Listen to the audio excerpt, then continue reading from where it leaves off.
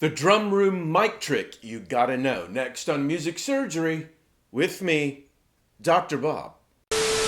Hey you guys, quickly before we get started, please hit the subscribe button and ring the bell. And don't forget to check out the Doctor's Lounge, my store, and the links to some great samples below in the description of this video. Drum room mics sound so good but are such a problem and so messy that it's hard to turn them up in a mix. What if we solved that problem and you could make your drum room mics as loud as you wanted? Watch this.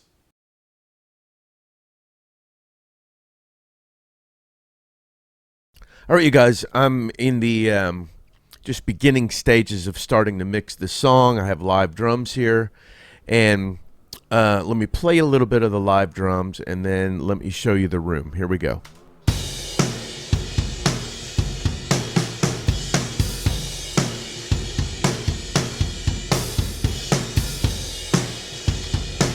So not bad, but let me play you the room sound by itself.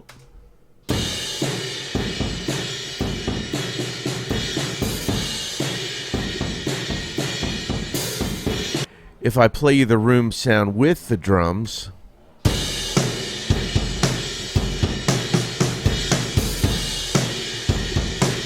it's just totally taken over by the crash cymbal.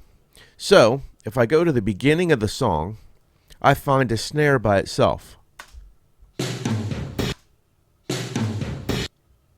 So, what I want to do, I want to bounce this snare all by itself.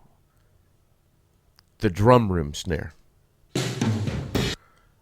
Stops about right there.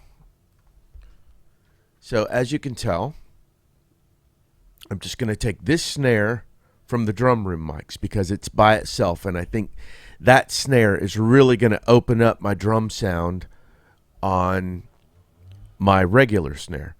A lot of times when I'm in a tracking session, I'll have the drummer play just his snare, just his kick, just his toms at the end, so I can have these samples by themselves if I need to do something like this. I didn't get that in this session, but that's okay because I can bounce this down.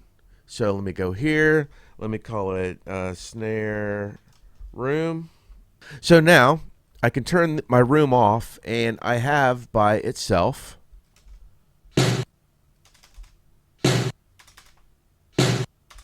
the snare.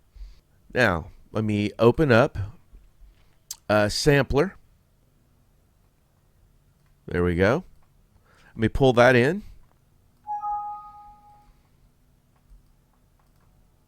And play it.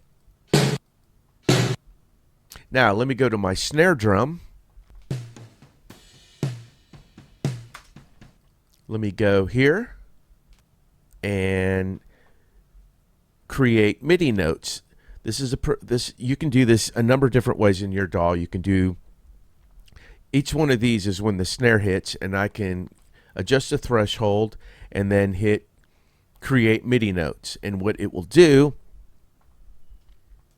is it's now created MIDI notes every time that snare hits in my song. You can do this by a trigger program like Steven Slate Trigger or whatever, but I find MIDI notes to be audio to MIDI notes, especially in Cubase, to be the best way.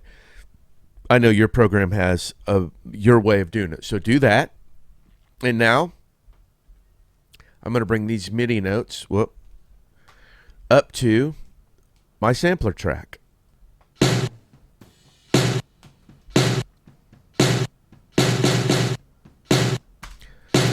Which now should only play that every time the snare hits.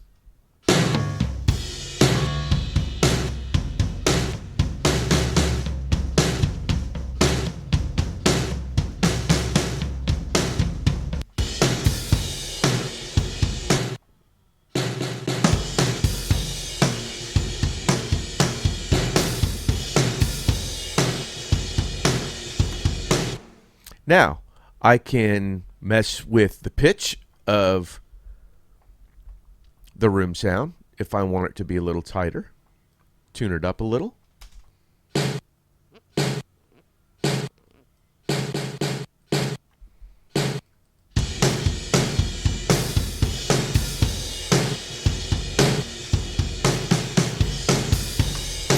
Now at the moment it sounds a bit gated, so what I can also do to kind of smooth the trail of that out is I can go to a reverb, open this up,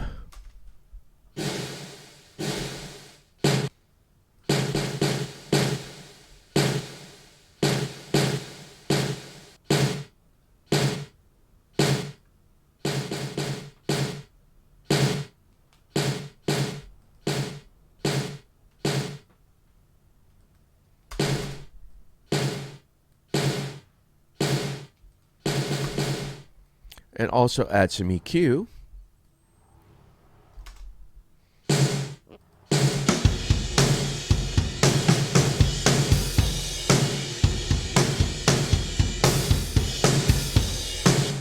Let's find Dan Corneff's wonderful compressor and smash it.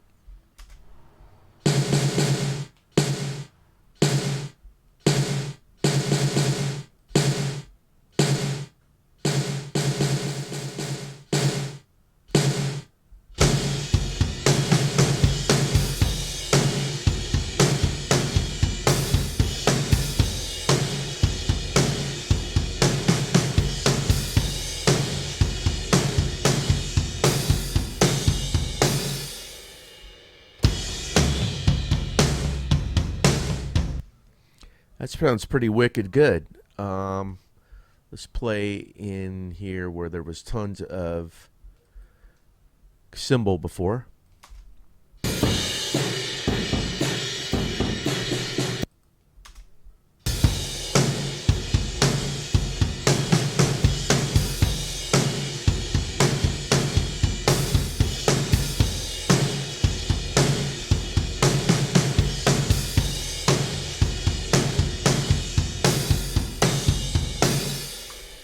And now back to where we were.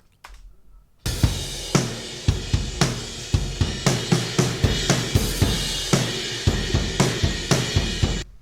mean, that's unusable.